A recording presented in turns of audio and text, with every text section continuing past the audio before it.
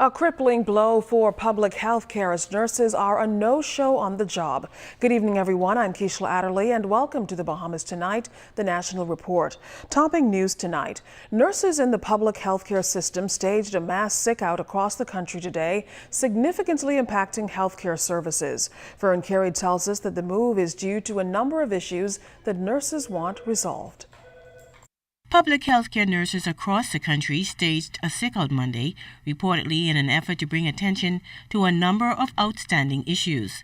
Health Minister Dr. Dwayne Sands said the sick-out significantly impacted patient care and the delivery of medical services at public health care facilities. There seems to be an illness that has befallen a number of nurses around the country that has resulted in 80% of the nurses in Abaco not being on the job. We have had to stop elective surgery. We've had to discharge a number of people that are in the hospital that could be potentially discharged. We have dramatically reduced services across the country in response. And so many people who may have traveled for care would be turned away. The health minister said the sick-out apparently stems from a number of issues raised by the nurses' union, which he said the government is moving aggressively to address. There was an outstanding grievance about mileage allowance that hadn't been paid to a number of nurses. I'm advised that those mileage allowance arrears have been settled and paid in the last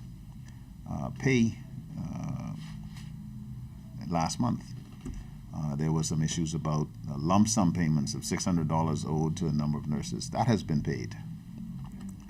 There was an issue of the 4-on, 4-off night shift matter, which had been the subject of negotiation. Dr. Sands said the Public Hospitals Authority decided not to implement the shift change.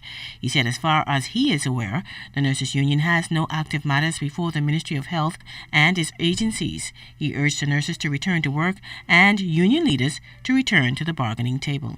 The union decided that it would not make itself available for any negotiations until the 4th of May.